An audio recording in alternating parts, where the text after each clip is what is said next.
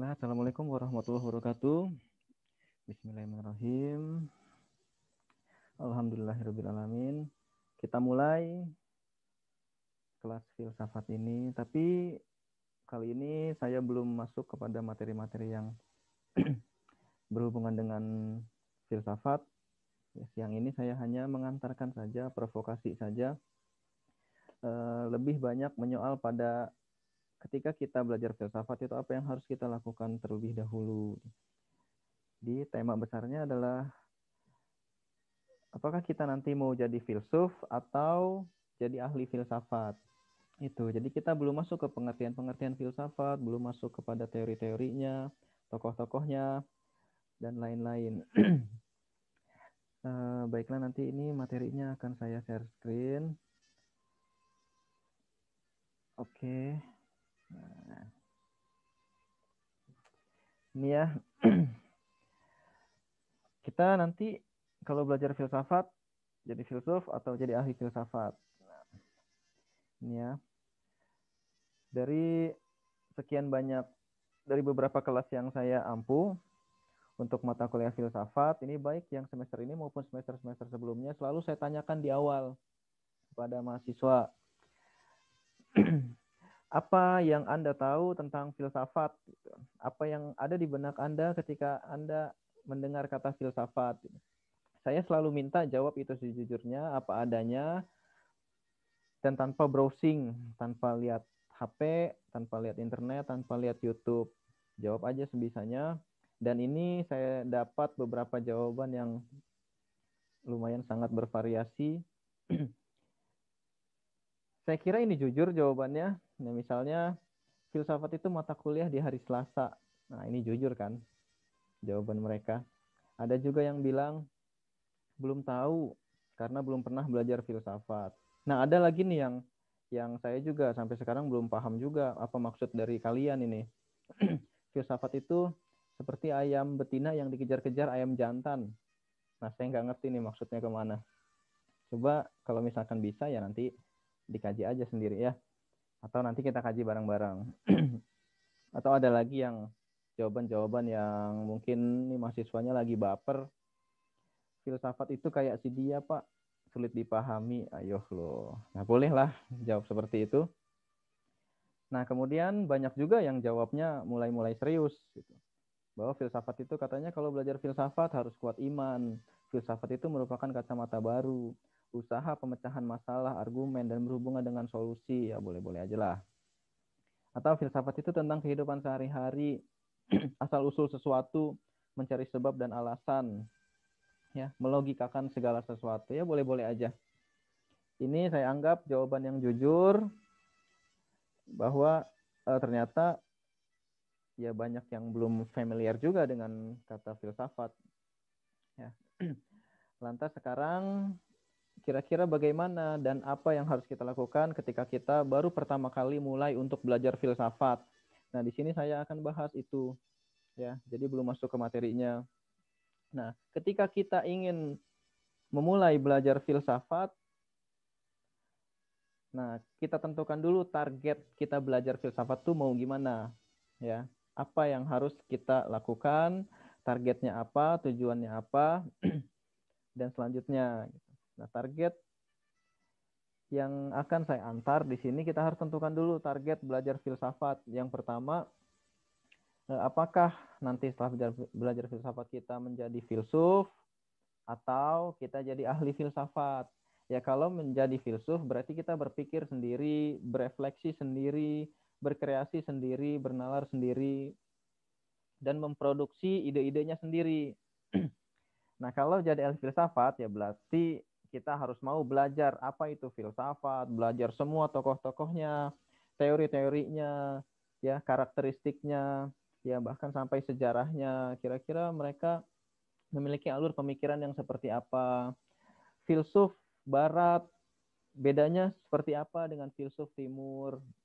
Ya, ketika filsuf-filsuf berada pada zaman pertengahan, karakteristiknya seperti apa, dan zaman modern sampai kontemporer juga seperti apa. Apa yang melandasi mereka gitu. Kenapa saling berhubungan atau saling bertentangan satu sama lain. Nah, itu ya harus ditentukan dulu. mau yang mana nih, mau jadi filsuf atau jadi ahli filsafat. Tapi ketika kita masuk atau mencoba untuk belajar filsafat, ya kalau untuk saya sih, saya sarankan minimal kita jadi filsuf lah, ya. Tidak perlu jadi ahli filsafat. Kalau jadi ahli filsafat nanti biar mahasiswa filsafat aja yang lebih konsen ke situ. Ya, jadi minimal kita jadi filsuf karena di sini ya nanti kan ada proses berpikir, ada proses berefleksi. Paling bagus ya kalau jadi keduanya. Itu luar biasa kalau bisa jadi keduanya, ya bisa jadi filsuf ya juga ahli filsafat. Ya kalau nggak bisa ya paling tidak kita jadi filsuf karena ya sampai detik ini juga banyak orang yang bilang setiap dari kita adalah filsuf sebenarnya. Ya karena setiap orang harus berfilsafat karena memang setiap orang itu pasti berfilsafat meskipun dengan cara-cara yang paling sederhana gitu. Ya di sini kenapa kita harus jadi filsuf untuk diri kita sendiri minimal karena di sini nanti ada proses berpikir, proses berefleksi, mempertanyakan tujuan hidup kita apa. Punya cita-cita juga itu termasuk ciri khas kalau kita sebenarnya udah jadi filsuf. Nah, tapi ya untuk mahasiswa yang background pendidikannya bukan mahasiswa filsafat, ya udahlah nggak usah harus jadi ahli filsafat. Tapi untuk jadi filsuf yang oke, yang bagus, yang mantap, ya itu memang penopangnya teori-teori filsafat yang dikeluarkan atau pemikiran-pemikiran yang diproduksi oleh ahli-ahli filsafat sebelumnya. Itu targetnya ya. Nanti saya jelaskan lebih lanjut target utama kita belajar filsafat itu kenapa kita minimal harus jadi filsuf. Nanti saya jelaskan. Nah, ketika kita belajar filsafat, ya banyak yang istilahnya kita akan menemukan banyak sekali image-image negatif, banyak sekali kerancuan-kerancuan, ya banyak sekali problematika di filsafat gitu. Filsafat kini menjadi menarik, mungkin karena kerancuannya, mungkin karena problematikanya, kontroversi-kontroversinya, ya, dan lain-lain gitu. Nah, bahkan untuk sebagian kalangan orang di sini filsafat itu dipandang sebagai barang yang membuat kacau, membuat rusak dan mengacak-acak pemahaman gitu. Sehingga muncul kecurigaan-kecurigaan tertentu. Nah, bahkan sebagian orang juga menilai image-image negatif yang mereka kemukakan gitu. Ada asumsi-asumsi negatif. Misalnya filsafat itu abstrak, filsafat itu bikin sesat, filsafat itu rumit ya, filsafat itu sulit, ruwet ya, filsafat itu nggak ada gunanya, atau filsafat itu bahkan sangat berbahaya gitu untuk akidah, gitu, untuk keyakinan. Ya nggak apa-apa. Kita tidak bisa membatasi persepsi, kita tidak bisa membatasi pendapat-pendapat yang berbeda itu. Kita tidak bisa membatasi asumsi-asumsi diri ya, bebas-bebas aja nggak apa-apa. Bahkan sebenarnya yang mencurigai filsafat itu juga ya sebenarnya sedang berfilsafat dalam arti yang sebenarnya gitu. Nah, untuk kita supaya bisa kita tegas ya, apakah kita setuju atau tidak setuju dengan filsafat, maka perlu didudukan lagi perkaranya. Ya nantilah kita belajar lagi, perlu belajar lagi apa itu filsafat yang sebenarnya gitu. Nah, kebanyakan orang rancu, kebanyakan orang salah paham terhadap filsafat itu karena memandang dua hal ya, antara filsafat sebagai produk pemikiran dengan filsafat sebagai metodologi berpikir. Ya. Filsafat sebagai produk pemikiran itu ya sama halnya seperti para filsuf yang masing-masing memiliki produk pemikirannya yang khas, ya sesuai dengan kebutuhan zamannya gitu. Banyak orang yang tidak suka filsafat, banyak orang yang memiliki image negatif atau asumsi-asumsi negatif terhadap filsafat, mengkafir-kafirkan filsafat, itu karena melihat filsafat sebagai produk pemikirannya gitu. Ya tidak melihat filsafat sebagai alat untuk berpikir. Filsafat itu alat sebenarnya. Ya dengan alat yang sama bisa membuat orang sangat anti agama, tapi juga sebaliknya gitu, bisa membuat orang sangat religius justru.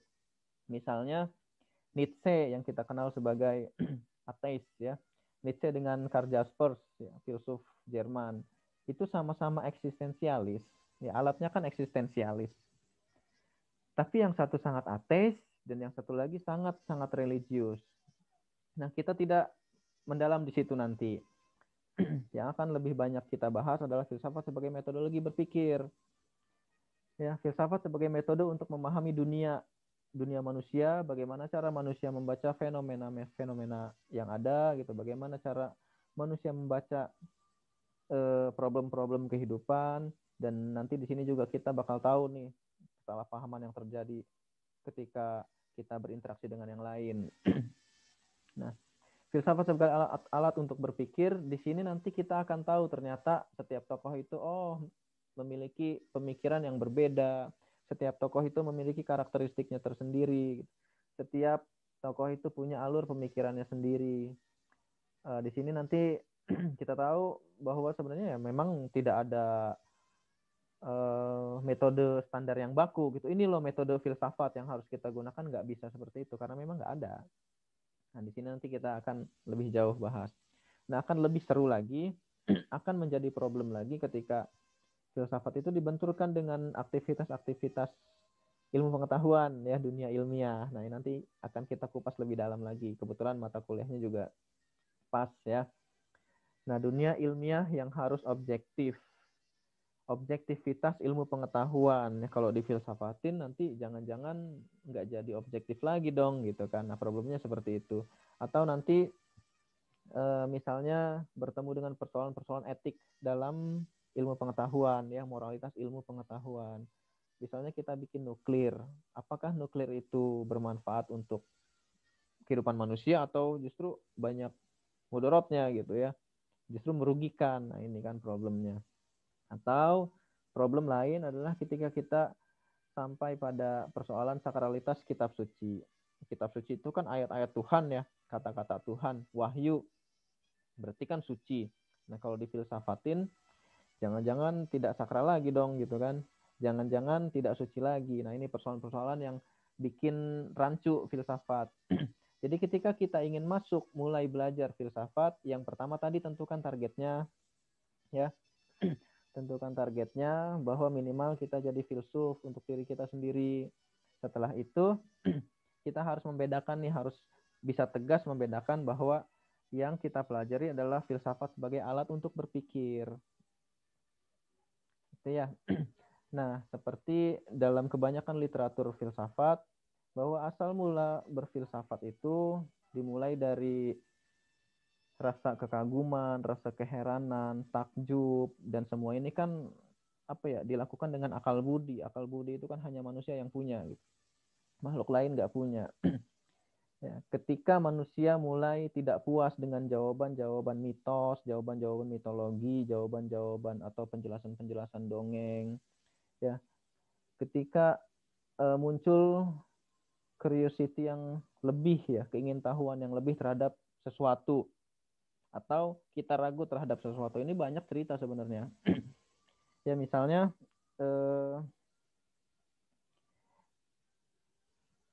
ini ya, misalnya banyak hal pelangi gitu. Pelangi dalam mitologi kan dulu, dalam mitologi Yunani itu kan adalah dewa-dewi yang turun ke bumi, atau dalam mitologi Jawa lah, katanya pelangi itu sebuah tangga tempat para bidadari turun dari surga gitu.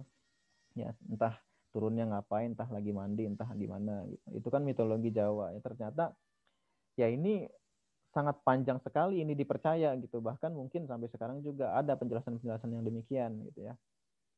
Tapi ternyata makin ke sini seiring dengan perkembangan ilmu pengetahuan ya, perkembangan manusia berpikir, ada tokoh-tokoh awal di filsafat Yunani kuno ya, misalnya Xenophanes itu dia bilang kalau misalnya pelangi itu awan, ya bukan dewa-dewi. Atau tokoh lain, Anaxagoras gitu misalnya, berpendapat kalau pelangi itu adalah pemantulan cahaya matahari terhadap awan. Nah, ini kan berarti ada penjelasan-penjelasan yang lebih rasional ya. Ada jawaban-jawaban yang lebih masuk akal, ya, yang mendekati gejala pelangi dengan pikirannya gitu sebenarnya. Ini kan tokoh-tokoh yang saya sebutkan tadi kan berpikir atau berpendapat ya tentu saja dengan dengan pendekatan yang rasional sehingga pendapatnya tersebut ya bisa dikontrol gitu. bisa diteliti dengan akal dan diperdebatkan gitu kebenarannya. Ya, filsafat itu lahir ketika orang mulai tidak percaya dengan jawaban-jawaban, dengan penjelasan-penjelasan mitis terhadap problem hidup, ya. Ada perpindahan dari mitos ke logos. Ya, dulu kita percaya, sangat percaya dulu pada zaman-zaman manusia belum begitu berkembang logosnya, itu percaya ya. Jadi dalam buku-buku filsafat atau literatur filsafat, misalnya ketika kita baca cerita-cerita Yunani, ya gitu ada pergeseran ya dari mitos ke logos. Ya dimanapun itu pasti ada cerita bergesernya nalar mitos ke nalar logos. Ya. Mitos itu kan ya sebenarnya bisa jadi dulu sih bisa jadi pandangan hidup juga karena kebanyakan orang ketika masih percaya dengan mitos ya itu jadi acuan hidup ya, jadi pedoman hidup. Ya, mitos itu adalah cara menyelesaikan atau menjawab dengan jawaban yang konvensional, ya kesepakatan turun-temurun dengan penjelasan-penjelasan dongeng, dengan penjelasan-penjelasan legenda, itu mitos. Ya kalau logos, ya gampangnya logis lah, masuk akal, itu logos. Artinya menyelesaikan atau menjawab problem-problem kehidupan dengan rasio, ya rasionalitas kita dipakai. Kalau misalkan kalian baca sebelum lahir filsafat di Yunani, corak berpikir teologinya tinggi ya, corak berpikir keagamaannya tinggi, religiusitasnya tinggi, sehingga masih percaya dengan dewa-dewa. Ya, ada dewa A, dewa B, ya, macam-macam dewa, itu banyak sekali. Ya, karena ini bukti religiusitasnya sangat tinggi.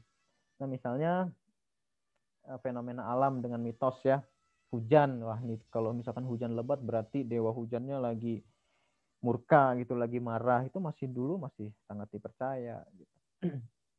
Sama dengan kita gitu, kita juga hidup pasti dikelilingi oleh mitos-mitos tertentu ya.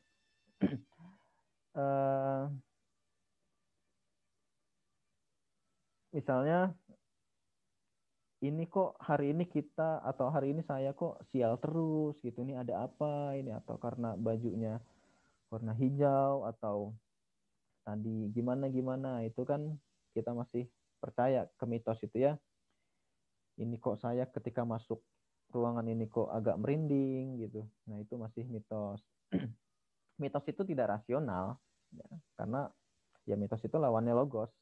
Ya ciri dari mitos yang tidak rasional itu adalah tidak universal ya, tidak terbuka, sifatnya tertutup dan bersifat teritorial. Maksudnya ini komunal ya.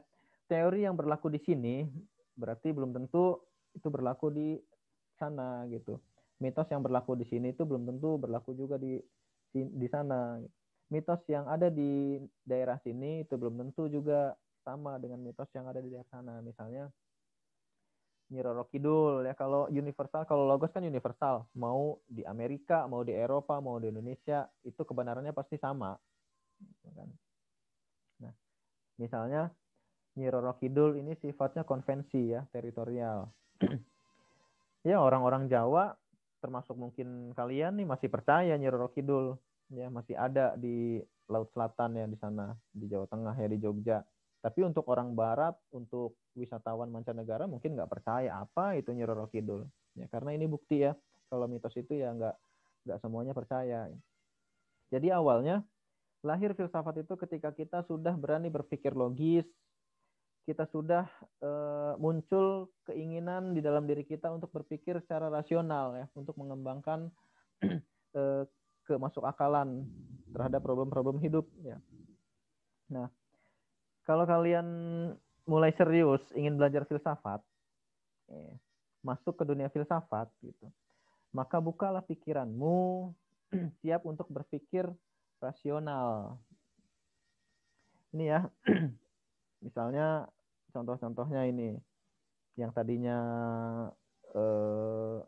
aneh-aneh, fenomena-fenomena alam dipikir secara logis ya, secara rasio muncul, atau hasilnya adalah ilmu pengetahuan yang tadi pelangi. Misalnya ada video call juga nih, video call sebenarnya udah dari zaman-zaman abad-abad sekitar abad 17-an juga udah akar dari pemikirannya udah ada. bukan barang, bukan sesuatu atau bukan ide yang modern sebenarnya, karena dulu udah dipikirkan.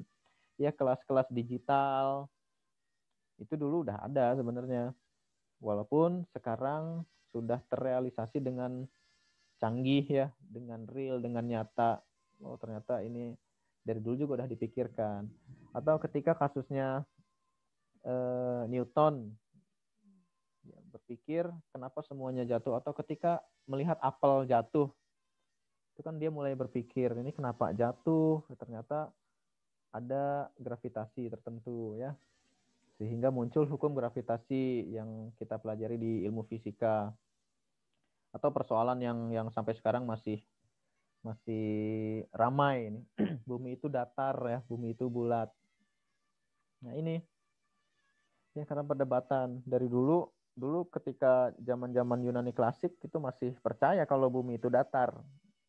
Ya, Thales, Xenophanes itu masih percaya. dengan berbagai argumentasinya itu kan udah pakai rasional, dan ketika mulai dibantah ketika masuk Aristoteles ya, masuk pemikiran Aristoteles, atau Aristoteles mencoba mengkaji ulang apakah benar ya bumi itu datar dengan bukti-bukti yang dia kumpulkan dengan argumen-argumen yang lebih bisa dipertanggungjawabkan. Ternyata bumi itu bulat ya, beda ya, ada pergeseran ya, pergeseran pemikiran. Bahkan dibuktikan juga secara empiris oleh Columbus, dia keliling dunia ya, dia berlayar dari benua satu ke benua yang lain gitu kan. Kemudian dibuktikan lagi secara ilmiah oleh Johannes Kepler atau Galileo Galilei itu misalnya, dan Archimedes itu kan bukti dulunya mitos, kemudian ke logos